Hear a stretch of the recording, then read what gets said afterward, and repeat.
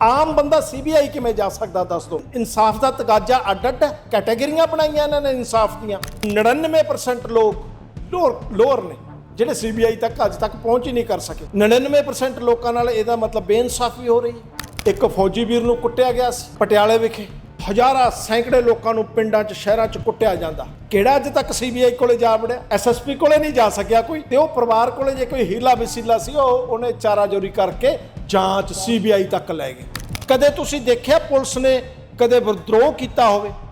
Police ਵੱਲੋਂ ਵੱਡਾ ਵਿਦਰੋਹ ਹੋਇਆ ਹੋਵੇ? ਅੱਜ ਤੱਕ ਨਹੀਂ ਨਾ ਹੋਇਆ। ਉਹ ਇੱਕ ਸਿਸਟਮ ਦਾ ਹਿੱਸਾ ਨੇ ਵੀ ਕਿਵੇਂ ਲੋਕਾਂ ਨੂੰ ਸਾਧ ਕੇ ਰੱਖਣਾ।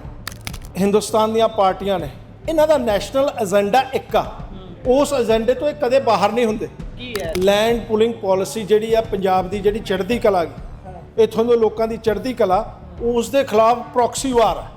ਸੋ ਇਹ ਜਿਹੜੀ ਆਇਡੈਂਟੀਫਿਕੇਸ਼ਨ ਸਾਡੀ ਜ਼ਮੀਨ ਨਾਲ ਜੁੜੀ ਹੈ, ਜੱਟ ਕਿਸਾਨ ਜ਼ਮੀਨ ਨਾਲ ਜੁੜਿਆ, ਉਹ ਸਾਡੀ ਖਤਮ ਕਰਨਾ ਚਾਹੁੰਦੇ ਆ, ਸਾਡੀ ਚੜ੍ਹਦੀ ਕਲਾ ਨੂੰ ਖਤਮ ਕਰਨਾ ਚਾਹੁੰਦੇ ਆ।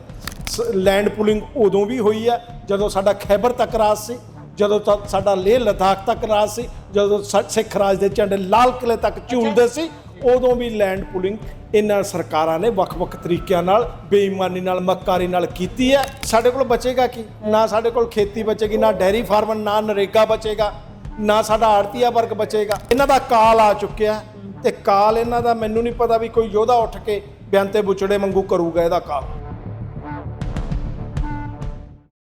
ਪੰਜਾਬ ਸਾਹਮਣੇ ਕਈ ਸੰਕਟ ਨੇ। ਨਵਾਂ ਸੰਕਟ ਲੈਂਡ ਪੂਲਿੰਗ ਦਾ ਹੈ। ਉਸ ਤੋਂ ਪਹਿਲਾਂ ਅਖਬਾਰਾਂ ਦੱਸਦੀਆਂ ਨੇ ਕਿ ਕੁਝ ਇਨਕਾਊਂਟਰ ਹੋਏ ਨੇ ਜਿਨ੍ਹਾਂ ਦੀ ਇਬਾਰਤ ਤਕਰੀਬਨ ਇੱਕੋ ਜਿਹੀ ਹੈ। ਉਸ ਤੋਂ ਪਿੱਛੇ ਚੱਲ ਜਾਈਏ ਅਸੀਂ, ਤਾਜ਼ੀਆਂ ਘਟਨਾਵਾਂ ਦੇ ਵਿੱਚ, ਪੁਰਾਣੀਆਂ ਘਟਨਾਵਾਂ ਵਿੱਚ ਤਾਜ਼ੇ ਸਬੂਤ ਦੇਖ ਰਹੇ ਹਨ ਕਿ ਸੀਬੀਆਈ ਵਰਗੀਆਂ ਅਦਾਲਤਾਂ ਹੁਣ ਸਜ਼ਾਵਾਂ ਦੇ ਰਹੀਆਂ ਨੇ ਉਹਨਾਂ ਲੋਕਾਂ ਨੂੰ ਜਿਹੜੇ ਕਦੋਂ ਦੇ ਰਿਟਾਇਰ ਹੋ ਚੁੱਕੇ ਨੇ, ਕੁਝ ਕੁ ਮੰਜੇ ਤੇ ਨੇ, ਉਹਨਾਂ ਨੂੰ ਸਜ਼ਾਵਾਂ ਹੋਈਆਂ ਨੇ। ਜਦੋਂ ਉਸ ਤੋਂ ਵੀ ਕੋਈ ਨਹੀਂ ਸਿੱਖਦਾ ਤਾਂ ਉਸ ਨੂੰ ਫਿਰ ਧਰਨਿਆਂ ਦੀ ਜ਼ੁਬਾਨ ਦੇ ਨਾਲ ਸਿਖਾਉਣ ਦੀ ਕੋਸ਼ਿਸ਼ ਕੀਤੀ ਜਾਂਦੀ ਹੈ। ਸੰਗਰੂਰ ਆਮ ਆਦਮੀ ਪਾਰਟੀ ਦਾ ਗੜ੍ਹ ਮੰਨਿਆ ਜਾਂਦਾ ਹੈ। ਅੱਜ ਉੱਥੇ ਵੱਡਾ ਇਕੱਠ ਹੋਇਆ ਹੈ ਪੁਲਸੀਆ ਜ਼ਬਰ ਦੇ ਖਿਲਾਫ। ਜ਼ਮੀਨ ਪ੍ਰਾਪਤੀ ਸੰਘਰਸ਼ ਕਮੇਟੀ ਵੀ ਇਸ ਦੇ ਵਿੱਚ ਹੈ। ਵੱਖ-ਵੱਖ ਗੱਲਾਂ ਨੇ, ਉਹ ਸਾਰੀਆਂ ਕਰਾਂਗੇ। ਮੇਰੇ ਨਾਲ ਸੈਣੇ ਦੇ ਸਾਬਕਾ ਸਰਪੰਚ ਬਾਈ ਹੁਣੀ ਮੌਜੂਦ ਨੇ, ਉਹਨਾਂ ਦਾ ਸਵਾਗਤ ਕਰਦੇ ਹਾਂ। ਬਹੁਤ-ਬਹੁਤ ਸਵਾਗਤ ਹੈ ਬਾਈ, ਸਮਾਂ ਦੇਣ ਲਈ। ਧੰਨਵਾਦ ਵੀਰੇ, ਤੁਸੀਂ ਸਾਡੇ ਵਿਚਾਰ ਲੈਣ ਆਏ। ਤੁਹਾਡੇ ਸਰੋਤਿਆਂ ਦਾ ਬਹੁਤ ਅਦਬ ਤੇ ਸਤਿਕਾਰ ਮੇਰੇ ਵੱਲੋਂ। ਧੰਨਵਾਦ ਭਾਈ। ਮੈਂ ਜਿਵੇਂ ਗੱਲ ਕੀਤੀ ਆ, ਸਭ ਤੋਂ ਪਹਿਲਾਂ ਆਪਾਂ ਪੁਲਸੀਆ ਜ਼ਬਰ ਦੀ ਗੱਲ ਕਰ ਲੈਂਦੇ ਆ। ਜਦੋਂ ਆਪਾਂ ਕਹਿੰਦੇ ਆ ਕਿ ਅਸੀਂ ਹੁਣ ਉਹ ਘਟਨਾਵਾਂ ਦੇਖ ਰਹੇ ਆ ਜਿਨ੍ਹਾਂ 'ਚ ਸੀਬੀਆਈ ਹੁਣ ਸਜ਼ਾਵਾਂ ਸੁਣਾ ਰਹੀ ਆ ਉਦੋਂ ਦੇ ਰਿਟਾਇਰ ਹੋਇਆਂ ਨੂੰ, ਜਿਨ੍ਹਾਂ ਨੇ ਬਿਆੰਤੇ ਦੇ ਟਾਈਮ ਦੇ ਵਿੱਚ ਉਹ ਕੁਝ ਕੀਤਾ ਜਿਹੜਾ ਕਹਿ ਲਈਏ ਆਪ ਹੁਦਰੀਆਂ ਕੀਤੀਆਂ ਉਹਨਾਂ ਨੇ, ਉਹ ਘਟਨਾਵਾਂ ਨੂੰ ਦੇਖ ਕੇ ਵੀ ਪੰਜਾਬ ਪੁਲਿਸ ਜਾਂ ਪੰਜਾਬ ਸਰਕਾਰ ਇਹ ਨਹੀਂ ਸਿੱਖ ਰਹੀ ਕਿ ਕਿਤੇ ਨਾ ਕਿਤੇ ਭੁਗਤਣੀਆਂ ਪੈਣਗੀਆਂ। ਅੱਜ ਲੋਕ ਇਕੱਠੇ ਹੋਏ ਨੇ, ਨੋ ਡਾਊਟ ਇਕੱਠੇ ਹੋਣਾ ਬਣਦਾ, ਪਰ ਕੀ ਲੱਗਦਾ ਆਪਣੇ ਪੱਧਰ ਤੇ ਕੋਈ ਸਿੱਖਣ ਦੀ ਜਾਂਚ ਨਹੀਂ ਹੈ? ਕਿਉਂਕਿ ਆਈਪੀਐਸ ਆਮ ਵਿਅਕਤੀ ਨਹੀਂ ਬਣਦਾ, ਬਹੁਤ ਮਿਹਨਤ ਕਰਨੀ ਪੈਂਦੀ ਹੈ, ਤੇ ਇੰਨੀ ਵੀ ਸੋਝੀ ਨਹੀਂ ਡਿਵੈਲਪ ਹੁੰਦੀ ਹੋਊਗੀ। ਦੇਖੋ, ਤੁਸੀਂ ਗੱਲ ਕੀਤੀ ਹੈ ਇਨਸਾਫ ਦੀ, ਤੁਸੀਂ ਗੱਲ ਕੀਤੀ ਹੈ ਪੁਲਸੀਆ ਰਾਜ ਦੀ, ਤੁਸੀਂ ਗੱਲ ਕੀਤੀ ਹੈ ਸੀਬੀਆਈ ਦੀ। ਸੀਬੀਆਈ ਕੀ ਹੈ? ਸੀਬੀਆਈ ਕੋਈ ਧਰਮਰਾਜ ਨੇ ਬੰਦੇ ਉਤਾਰੇ ਆ? ਉਹ ਸਿਸਟਮ ਦਾ ਹਿੱਸਾ। ਸੋ ਕਦੇ ਵਿਰੋਧੀ ਪਾਰਟੀਆਂ ਸੀਬੀਆਈ ਨੂੰ ਤੋਤਾ ਕਿਸੇ ਸਰਕਾਰ ਦਾ ਕਹਿੰਦੀਆਂ, ਸੀਬੀਆਈ 'ਚ ਜਾ ਕੇ ਸਾਨੂੰ ਇਨਸਾਫ ਕਿਵੇਂ ਮਿਲ ਜੂ? ਆਮ ਬੰਦਾ ਸੀਬੀਆਈ ਕਿਵੇਂ ਜਾ ਸਕਦਾ ਦੱਸ ਦੋ? ਹਰ ਕੋਈ ਨਹੀਂ ਜਾ ਸਕਦਾ, ਹਰ ਕੋਈ ਜਾ ਨਹੀਂ ਸਕਦਾ। ਇਸ ਮਤਲਬ ਇਨਸਾਫ ਦਾ ਤਗਾਜ਼ਾ ਅੱਡ-ਅੱਡ ਹੈ, ਕੈਟਾਗਰੀਆਂ ਬਣਾਈਆਂ ਇਹਨਾਂ ਨੇ ਇਨਸਾਫ ਦੀਆਂ ਵੀ ਸਾਨੂੰ ਲੋਅਰ ਤੋਂ ਮਿਲਿਆ ਨਹੀਂ ਇਨਸਾਫ, ਸੀਬੀਆਈ ਇਨਸਾਫ ਦੇ ਦੂ। ਫਿਰ ਇੱਥੇ ਸਾਡੇ ਨਾਲ ਬੇਇਨਸਾਫੀ ਹੋ ਰਹੀ ਹੈ ਦਾ ਮਤਲਬ 99% ਲੋਕ ਲੋਅਰ ਨੇ ਜਿਹੜੇ ਸੀਬੀਆਈ ਤੱਕ ਅੱਜ ਤੱਕ ਪਹੁੰਚ ਹੀ ਨਹੀਂ ਕਰ ਸਕੇ। ਸੋ 99% ਲੋਕਾਂ ਨਾਲ ਇਹਦਾ ਮਤਲਬ ਬੇਇਨਸਾਫੀ ਹੋ ਰਹੀ ਹੈ। ਆ ਪਿੱਛੇ ਜੇ ਮੈਂ ਵੀ ਸੰਘਰਸ਼ ਲੜਿਆ, ਇੱਕ ਫੌਜੀ ਵੀਰ ਨੂੰ ਕੁੱਟਿਆ ਗਿਆ ਸੀ ਪਟਿਆਲੇ ਵਿਖੇ, ਤੇ ਜਿਸ ਤਰ੍ਹਾਂ ਫੌਜੀ ਵੀਰ ਨੂੰ ਕੁੱਟਿਆ ਗਿਆ, ਹਜ਼ਾਰਾਂ ਸੈਂਕੜੇ ਲੋਕਾਂ ਨੂੰ ਪਿੰਡਾਂ 'ਚ ਸ਼ਹਿਰਾਂ 'ਚ ਕੁੱਟਿਆ ਜਾਂਦਾ ਪੁਲਿਸ ਦੁਆਰਾ। ਕਿਹੜਾ ਅੱਜ ਤੱਕ ਸੀਬੀਆਈ ਕੋਲੇ ਜਾ ਵੜਿਆ? ਐਸਐਸਪੀ ਕੋਲੇ ਨਹੀਂ ਜਾ ਸਕਿਆ ਕੋਈ, ਤੇ ਉਹ ਪਰਿਵਾਰ ਕੋਲੇ ਜੇ ਕੋਈ ਹੀਲਾ ਵਸੀਲਾ ਸੀ ਉਹਨੇ ਚਾਰਾਜੋਰੀ ਕਰਕੇ ਜਾਂਚ ਸੀਬੀਆਈ ਤੱਕ ਲੈ ਗਏ। ਇਹਦਾ ਮਤਲਬ ਆਮ ਬੰਦੇ ਨਾਲ ਫਿਰ ਬੇਇਨਸਾਫੀ ਹੋ ਰਹੀ ਆ। ਜਿਹੜਾ ਸੰਵਿਧਾਨ ਹੈ ਭਾਰਤ ਦਾ, ਜਿਹਨੂੰ ਬਾਬਾ ਸਾਹਿਬ ਭੀਮ ਰਾਓ ਅੰਬੇਦਕਰ ਦਾ ਬਾਬਾ ਸਾਹਿਬ ਕਹਿੰਦੇ ਆ ਜੀ ਫਕਰ ਨਾਲ, ਪਰ ਉਹ ਚੀਜ਼ਾਂ ਇੰਪਲੀਮੈਂਟ ਹੀ ਨਹੀਂ ਹੋਈਆਂ। ਫਿਰ ਇਨਸਾਫ ਕਿੱਥੇ? ਇਹ ਦੇਖੋ, ਅੱਜ ਜੇ ਕੋਈ ਇੱਥੇ ਆ ਕੇ ਕੋਈ ਸਮਾਨ ਚੁੱਕ ਕੇ ਲੈ ਜੇ, ਐਂ ਨਹੀਂ ਪਤਾ ਅਸੀਂ ਉਹਦੇ ਗੋਲੀ ਮਾਰਦੀ, ਐ ਨਹੀਂ ਪਤਾ ਉਸ ਨੂੰ ਕੁੱਟ ਮਾਰਦੀ ਹੈ, ਚਾਹੇ ਰੋਟੀ ਚੱਕ ਕੇ ਲੈ ਜਾਏ। ਚੋਰ ਲੁਟੇਰਾ ਕਹਾਂਗੇ ਜਿਹੜਾ ਸਾਡੇ ਅੱਖਾਂ ਦੇ ਪਿੱਛੇ ਇਹ ਸਰਮਾਏਦਾਰ ਘਰਾਣੇ, ਇਹ ਅੰਬਾਨੀਆਂ ਨੇ ਜਿਹੜੇ ਐਡੇ ਐਡੇ ਪ੍ਰਾਪਰਟੀਆਂ ਅਰਬਾਂ ਖਰਬਾਂ ਬਣਾਈਆਂ। ਤੁਸੀਂ ਦੱਸੋ, ਇੱਕ ਮਜ਼ਦੂਰ ਮਜ਼ਦੂਰੀ ਕਰਦਾ 500 ਰੁਪਇਆ ਘਰੇ ਲੈ ਕੇ ਆਉਂਦਾ, ਫਿਰ ਉਹਨਾਂ ਨੇ ਕਿਹੜੀਆਂ ਮਜ਼ਦੂਰੀਆਂ ਕਰ ਲਈਆਂ, ਅਰਬਾਂ ਖਰਬਾਂ ਦਾ ਧਨ ਇਕੱਠਾ ਕਰ ਲਿਆ। ਉਹ ਇੱਕ ਲੁੱਟ ਹੈ ਜਿਹੜੀ ਆਪਾਂ ਨੂੰ ਦਿਖਦੀ ਨਹੀਂ, ਸਭ ਤੋਂ ਵੱਡੀ ਲੁੱਟ ਹੈ। ਸੋ ਲੁੱਟ ਨਾਲ ਸਰਕਾਰਾਂ ਵੀ ਹੋ ਜਾਂਦੀਆਂ ਨੇ ਨਾ, ਹਰੇਕ ਚੀਜ਼ ਦਾ ਰਹਿਤ ਹੈ, ਹਰੇਕ ਜੇਕਰ ਕੋਈ ਪਾਲਿਸੀ ਬਣਨੀ ਹੈ ਉਹ ਲੋਕਾਂ 'ਚ ਪਤਾ ਨਹੀਂ ਸਾਲ ਨੂੰ ਪਹੁੰਚੇ, ਪਰ ਉਹਨਾਂ ਦੇ ਟੇਬਲ ਤੇ ਪਹਿਲਾਂ ਹੁੰਦੀ ਹੈ, ਕਿਉਂਕਿ ਪਾਸ ਉਹਨਾਂ ਨੇ ਕਰਨੀ, ਉਹਨਾਂ ਨੇ ਦੱਸਣਾ ਵੀ ਭਾਈ ਆਪਾਂ ਐ ਨਵੇੜਾ ਇਹਦੇ 'ਚ ਕਰਨਾ, ਸਾਡੇ ਲਈ ਆਹ ਕੁਝ ਰੱਖ ਲਓ, ਲੋਕਾਂ ਲਈ ਆਹ ਕੁਝ ਰੱਖ ਲਓ। ਦੇਖੋ, ਇਹ ਜਿਹੜਾ ਸਾਰਾ ਤੰਤਰ ਹੈ, ਪੋਲੀਟੀਕਲ ਕਲਾਸ ਹੈ, ਅਫਸਰਸ਼ਾਹੀ ਹੈ, ਜਾਂ ਇਹ ਸਿਸਟਮ ਇਹਨਾਂ ਦੀ ਪੁਸਤ ਪਨਾਹੀ ਕਰਨ ਵਾਸਤੇ ਹੈ। ਇਹਨਾਂ ਨੇ ਜਿਹੜੀਆਂ ਪ੍ਰਾਪਰਟੀਆਂ ਬਣਾਈਆਂ, ਇਹਨਾਂ ਨੇ ਜਿਹੜਾ ਸਿਸਟਮ ਕੀਤਾ, ਉਹਨੂੰ ਕਿਵੇਂ ਪ੍ਰੋਟੈਕਟ ਕੀਤਾ ਜਾਵੇ, ਹੁਣ ਤੱਕ ਇਹੀ ਕਰ ਰਿਹਾ। ਪੁਲਿਸ ਪੁਰਾਣੇ ਸਮੇਂ 'ਚ ਸੈਨਿਕ ਕਹਿੰਦੇ ਸੀ, ਦਰਬਾਰ 'ਚ ਹੁੰਦੇ ਸੀ ਰਾਜੇ ਮਹਾਰਾਜਾਂ ਦੇ। ਕਦੇ ਤੁਸੀਂ ਦੇਖਿਆ ਪੁਲਿਸ ਨੇ ਕਦੇ ਵਿਦਰੋਹ ਕੀਤਾ ਹੋਵੇ, ਪੁਲਿਸ ਵੱਲੋਂ ਵੱਡਾ ਵਿਦਰੋਹ ਹੋਇਆ ਹੋਵੇ? ਅੱਜ ਤੱਕ ਨਹੀਂ ਨਾ ਹੋਇਆ। ਉਹ ਇੱਕ ਸਿਸਟਮ ਦਾ ਹਿੱਸਾ ਨੇ ਵੀ ਕਿਵੇਂ ਲੋਕਾਂ ਨੂੰ ਸਾਧ ਕੇ ਰੱਖਣਾ, ਕਿਵੇਂ ਆਪਾਂ ਜਿਹੜੀ ਆਪਸ ਦੀ ਵੰਡ ਕੇ ਖਾਣਾ। ਕਲਾਸ ਨੇ ਜਿਹੜੀ ਇਹ ਸੋ ਕਾਲ ਪੋਲੀਟੀਕਲ ਕਲਾਸ ਹੈ, ਇਹ ਪੁਲਿਸ ਸਾਨੂੰ ਇਨਸਾਫ ਨਹੀਂ ਦੇ ਰਹੀ। ਜੇ ਛੋਟੀ ਮੋਟੀਆਂ ਗੱਲਾਂ ਨੂੰ ਕਹਿ ਦਈਏ, ਸ਼ਾਇਦ ਕਿਸੇ ਪੁਲਿਸ ਵਾਲੇ ਨੂੰ ਗੁੱਸਾ ਲੱਗੇ ਇਸ ਗੱਲ ਦਾ, ਪਰ ਸੱਚਾਈ ਹੈ, ਪੁਲਿਸ ਇਨਸਾਫ ਕਦੋਂ ਦਿੰਦੀ ਹੈ?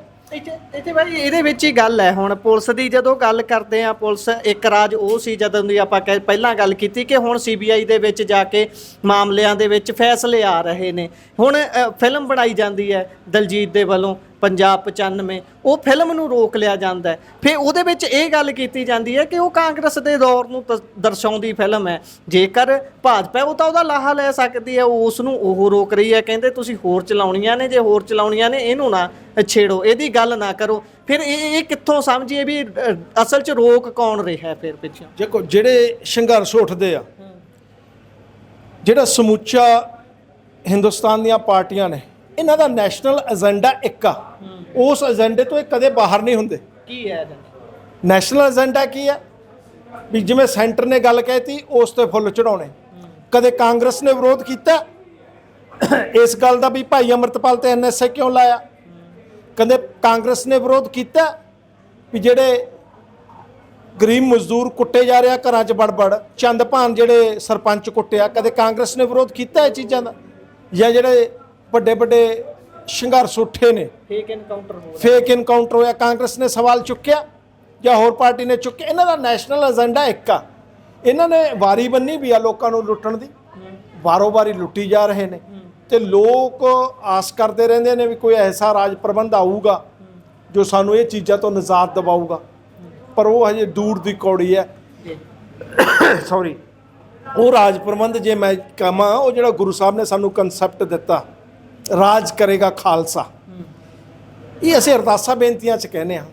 ਇਹ ਜਿਹੜਾ ਸ਼ਬਦ ਆ, ਪਾਵਨ ਸ਼ਬਦ ਆ, ਅੱਜ ਹਿੰਦੁਸਤਾਨ ਦੀ ਗਵਰਨਮੈਂਟ ਹਿੰਦੂ ਭਰਾਵਾਂ ਨੂੰ ਇਹ ਸ਼ਬਦ ਨਾਲ ਡਰਾਉਂਦੀ ਹੈ। ਪਰ ਰਾਜ ਕਰੇਗਾ ਖਾਲਸੇ ਦਾ ਭਾਵ ਕੀ ਹੈ?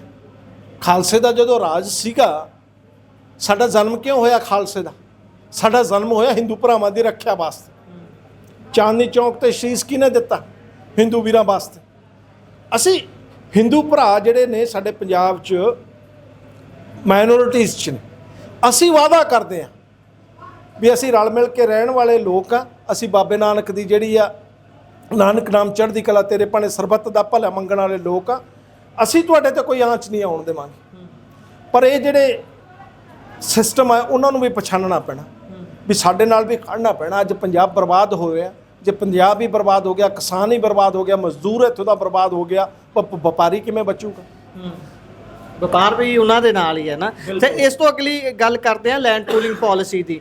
ਲੈਂਡ ਪੂਲਿੰਗ ਪਾਲਿਸੀ ਪਹਿਲਾਂ ਯਕਦਮ ਧੜੱਲੇ ਦੇ ਨਾਲ ਆਉਂਦੀ ਹੈ, ਉਸ ਤੋਂ ਬਾਅਦ ਪ੍ਰਚਾਰ ਕਰਦਿਆਂ ਜਦੋਂ ਸਰਕਾਰ ਨੂੰ ਖਾਮੀਆਂ ਗਿਣਾਈਆਂ ਜਾਂਦੀਆਂ ਨੇ, ਫਿਰ ਆਏ ਦਿਨ ਇੱਕ ਦਿਨ ਦਾ ਗੈਪ ਪਾ ਕੇ ਲਗਾਤਾਰ ਕੈਬਨਿਟ ਮੀਟਿੰਗਾਂ ਹੋ ਰਹੀਆਂ ਨੇ। ਆਏ ਦਿਨ ਕੁਝ ਨਵਾਂ ਸੁਝਾਅ ਦੇ ਦਿੰਦੇ ਨੇ ਕਿ ਆਪਾਂ ਇਹਦੇ ਵਿੱਚ ਆਹ ਕਰਨ ਜਾ ਰਹੇ ਹਾਂ। ਲੋਕਾਂ ਨੂੰ ਕਿਸੇ ਵੀ ਤਰੀਕੇ ਲਵਾਉਣ ਦੀਆਂ ਕੋਸ਼ਿਸ਼ਾਂ ਹੋ ਰਹੀਆਂ ਨੇ, ਇੱਥੋਂ ਤੱਕ ਕਿ ਕੁਝ ਪਿੰਡਾਂ ਦੇ ਵਿੱਚ ਲੋਕਾਂ ਨੇ ਬੰਦੇ ਵੀ ਫੜੇ ਨੇ ਜਿਹੜੇ ਰਾਤ ਦੇ ਵੇਲੇ ਸਾਈਨ ਕਰਾਉਂਦੇ ਫਿਰ ਰਹੇ ਸੀ, ਪ੍ਰਚਾਰ ਕਰ ਰਹੇ ਸੀ, ਪੈਂਫਲੇਟ ਵੰਡ ਰਹੇ ਸੀ। ਕੀ ਲੱਗਦਾ ਇੰਨੀ ਜ਼ਿਆਦਾ ਕਾਹਲੀ ਹੈ, ਇੰਨੀ ਕਾਹਲੀ ਦੇ ਨਾਲ ਵਿਕਾਸ ਆਇਆ ਹੋਇਆ ਇਹਨਾਂ ਨੂੰ ਵੀ ਆਪਾਂ 1.5 ਸਾਲ 'ਚ ਕਰਕੇ ਹੀ ਜਾਣਾ ਹੈ?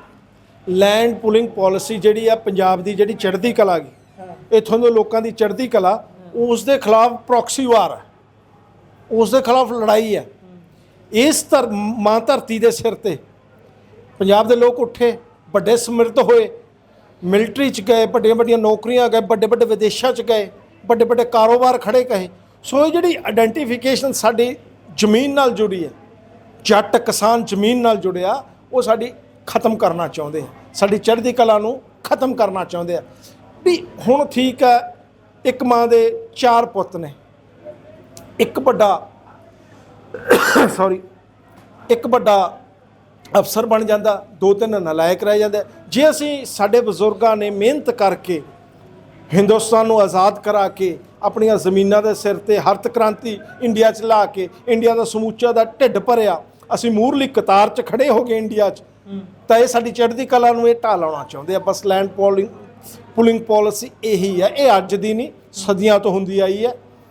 ਲੈਂਡ ਪੂਲਿੰਗ ਉਦੋਂ ਵੀ ਹੋਈ ਹੈ ਜਦੋਂ ਸਾਡਾ ਖੈਬਰ ਤੱਕ ਰਾਜ ਸੀ, ਜਦੋਂ ਸਾਡਾ ਲੇਹ ਲਦਾਖ ਤੱਕ ਰਾਜ ਸੀ, ਜਦੋਂ ਸਿੱਖ ਰਾਜ ਦੇ ਝੰਡੇ ਲਾਲ ਕਿਲੇ ਤੱਕ ਝੂਲਦੇ ਸੀ, ਉਦੋਂ ਵੀ ਲੈਂਡ ਪੂਲਿੰਗ ਇਹਨਾਂ ਸਰਕਾਰਾਂ ਨੇ ਵੱਖ-ਵੱਖ ਤਰੀਕਿਆਂ ਨਾਲ, ਬੇਈਮਾਨੀ ਨਾਲ, ਮੱਕਾਰੀ ਨਾਲ ਕੀਤੀ ਹੈ। ਇਹ ਸਾਡੀ ਜਿਹੜੀ ਆਇਡੈਂਟੀਫਿਕੇਸ਼ਨ ਆ ਉਸ ਨੂੰ ਖਤਮ ਕਰਨੀਆਂ ਸਰਕਾਰ ਚਾਹੁੰਦੀਆਂ, ਪਰ ਅਸੀਂ ਇਸ ਤੋਂ ਵੀ ਚੜ੍ਹਦੀ ਕਲਾ ਨਾਲ ਉੱਪਰ ਉਠਾਂਗੇ। ਜਿੱਦਾਂ ਤੁਸੀਂ ਗੱਲ ਕੀਤੀ ਹੈ ਕਿ ਕਿੱਥੇ ਤੱਕ ਸਾਡਾ ਰਾਜ ਸੀ, ਕੋਈ ਕਿਸੇ ਸਮੇਂ ਦੇਸ਼ ਸੀ, ਦੇਸ਼ ਤੋਂ ਸੂਬਾ ਰਹਿ ਗਿਆ, ਹੁਣ ਸੂਬੇ ਦੇ ਵਿੱਚ ਵੀ ਕੱਟ ਲੱਗੀ ਜਾਂਦੇ ਨੇ, ਇੱਧਰੋਂ ਉੱਧਰੋਂ 50 ਕਿਲੋਮੀਟਰ ਤੱਕ BSF ਲੈ ਗਈ। ਉਸ ਤੋਂ ਬਾਅਦ ਭਾਰਤਮਾਲਾ ਪ੍ਰੋਜੈਕਟ ਆ ਗਿਆ, ਭਾਰਤਮਾਲਾ ਪ੍ਰੋਜੈਕਟ ਦੇ ਨਾਲ ਕਹਿੰਦੇ ਟ੍ਰੇਨ ਵੀ ਪਟੜੀ ਕੱਢਣੀ ਹੈ, ਉਹਦੇ ਲਈ ਵੀ ਜ਼ਮੀਨ ਚਾਹੀਦੀ ਹੈ। ਹੁਣ ਲੈਂਡ ਪੂਲਿੰਗ ਆ ਗਈ, ਐਂ ਲੱਗਦਾ ਵੀ ਪੰਜਾਬ ਦੇ ਵਿੱਚ ਵਾਹੀਯੋਗ ਜ਼ਮੀਨ ਰਹਿਣੀ ਨਹੀਂ। ਇਸ ਤੋਂ ਬਾਅਦ ਫਿਰ ਆਪਾਂ ਡੱਬੇ ਚੱਕ ਕੇ ਕਿਤੇ ਨਾ ਕਿਤੇ ਕੰਮਾਂ ਤੇ ਜਾਵਾਂਗੇ ਸਾਰੇ। ਦੇਖੋ, ਮੈਂ ਤਾਂ ਸ਼ੁਰੂ ਤੋਂ ਕਹਿ ਰਿਹਾ, ਜੇ ਲੈਂਡ ਪੂਲਿੰਗ ਹੋ ਗਈ, ਜਿਹੜੀ ਸਾਡੇ ਕੋਲ ਕੁਝ ਬਚੀ ਹੈ, ਲੈਂਡ ਪੂਲਿੰਗ ਨਹੀਂ, ਬਾਕੀ ਸਾਰੀਆਂ ਸਕੀਮਾਂ ਵੀ ਨਾਲ ਹੀ। ਹਾਂ, ਸਾਡੇ ਕੋਲ ਬਚੇਗਾ ਕੀ? ਨਾ ਸਾਡੇ ਕੋਲ ਖੇਤੀ ਬਚੇਗੀ, ਨਾ ਡੈਰੀ ਫਾਰਮ, ਨਾ ਨਰੇਗਾ ਬਚੇਗਾ, ਨਾ ਸਾਡਾ ਆੜਤੀਆ ਵਰਗ ਬਚੇਗਾ। ਸਹੀ ਪਤਾ ਨਹੀਂ, ਉਹ ਗੀਤਾ 'ਚ ਕਿਹਾ ਨਾ, ਵਿਨਾਸ਼ ਕਾਲੇ ਵਿਪਰੀਤ ਬੁੱਧੀ। ਇਹਨਾਂ ਦਾ ਕਾਲ ਆ ਚੁੱਕਿਆ, ਤੇ ਕਾਲ ਇਹਨਾਂ ਦਾ ਮੈਨੂੰ ਨਹੀਂ ਪਤਾ ਵੀ ਕੋਈ ਯੋਧਾ ਉੱਠ ਕੇ ਬਿਆਨ ਤੇ ਬੁਚੜੇ ਵਾਂਗੂ ਕਰੂਗਾ। ਇਹਦਾ ਕਾਲ ਆ ਚੁੱਕਿਆ, ਬਸ ਮੈਂ ਹੋਰ ਕੀ ਕਹਾਂ। ਅੱਛਾ, ਇਹਨੂੰ ਹੋਰ ਚੀਜ਼ ਕਿਹਾ ਜਾ ਰਿਹਾ ਕਿ 2027 ਚ ਲੜਨ ਦੇ ਲਈ ਫੰਡ ਇਕੱਠਾ ਕਰਨ ਦਾ ਇੱਕ ਤਰੀਕਾ ਹੈ। ਤੁਸੀਂ ਇਸ ਤੇ ਕੀ ਟਿੱਪਣੀ ਕਰੋਗੇ, ਇਹ ਜਿਹੜਾ ਇਲਜ਼ਾਮ ਲੱਗ ਰਿਹਾ ਹੈ? ਜੋ ਪੈਸਾ ਵੱਡੀ ਪਾਵਰ ਹੈ। ਅੱਜ ਇਹ ਲੋਟੂ ਟੋਲਾ ਨਲਾਇਕ ਲੋਕ ਪਛਾਣ ਚੁੱਕੇ ਆ ਵੀ ਪੈਸੇ ਦੇ ਸਿਰ ਤੇ ਅਸੀਂ ਇਹ ਲੋਕਾਂ ਨੂੰ ਖਰੀਦ ਸਕਦੇ ਹਾਂ। ਇਹ ਜਿਸ ਤਰ੍ਹਾਂ ਹੰਕਾਰ ਨਾਲ ਗੱਲ ਕਰਦੇ ਆ, ਲੋਕਾਂ ਦਾ ਮਜ਼ਾਕ ਉਡਾਉਂਦੇ ਆ, ਵਿਰੋਧੀ ਪਾਰਟੀਆਂ ਦਾ ਮਜ਼ਾਕ ਉਡਾਉਂਦੇ ਆ, ਪੰਜਾਬ ਦਾ ਮਜ਼ਾਕ ਉਡਾਉਂਦੇ ਆ, ਤੇ ਇਹ ਜਾਣ ਚੁੱਕੇ ਨੇ। ਇਹ ਜਾਂਚ ਚੁੱਕੇ ਨੇ ਵੀ ਪੈਸੇ ਦੇ ਬਲ ਤੇ ਦੁਬਾਰਾ ਪੰਜਾਬ ਦੀ ਸੱਤਾ ਪ੍ਰਾਪਤ ਕੀਤੀ ਜਾ ਸਕਦੀ ਹੈ। ਸੋ ਇਹੀ ਹੈ। ਕਿਸਾਨ ਆਗੂਆਂ ਨੂੰ ਹਮੇਸ਼ਾ ਹੀ ਮਾੜਾ ਕਹਿਣਾ, ਕਿਸਾਨ ਜਥੇਬੰਦੀਆਂ ਨੂੰ ਮਾੜਾ ਹੀ ਤੋਲਣਾ, ਇਹਨੂੰ ਨਹੀਂ, ਉਹ ਤਾਂ ਸਰਕਾਰਾਂ ਦੀ ਸ਼ੁਰੂ ਤੋਂ ਜਿਹੜੀ ਆ ਪਾਲਿਸੀ ਰਹੀ ਹੈ, ਜਿਹੜਾ ਉਹਨਾਂ ਦੇ ਖਿਲਾਫ ਉੱਠੂਗਾ ਉਹਨੂੰ ਮਾੜਾ ਕਹਿਣਗੇ। ਉਹ ਤਾਂ ਮਾੜਾ ਨਾ ਕੀਤੀ ਜਾਵੇ, ਕੋਈ ਵੀ ਖਿਲਾਫ ਨਾ ਬੋਲੇ ਇਦਾਂ ਇਹਨਾਂ ਦੇ ਜੇ ਅਸੀਂ ਖਿਲਾਫ ਹੀ ਨਾ ਬੋਲੀਏ, ਫਿਰ ਅਸੀਂ ਪੰਜਾਬੀ ਕਾਹਦੇ? ਨਹੀਂ, ਉਹ ਇਹ ਮੰਨਦੇ ਨੇ ਕਿ ਨਾ ਬੋਲਣ ਫੇਰ ਹੀ ਸਹੀ ਹੈ। ਇਹਨਾਂ ਨੂੰ ਤਾਂ ਮੈਂ ਕਿਹਾ ਨਾ ਵੀ ਸੋ-ਕਾਲ ਜਿਹੜਾ ਰਾਜ ਪ੍ਰਬੰਧ ਆ, ਇਹ ਸੰਵਿਧਾਨ ਆ, ਉਹ ਇਹਨਾਂ ਨੂੰ ਪ੍ਰੋਟੈਕਟ ਕਰ ਰਿਹਾ। ਨਹੀਂ, ਇਹਨਾਂ ਦੀ ਵੋਟੀ ਕਰਨ ਨੂੰ ਲੋਕ ਤਿਆਰ ਨੇ, ਬੜੇ ਔਖੇ ਨੇ ਇਹਨਾਂ ਤੋਂ ਲੋਕ।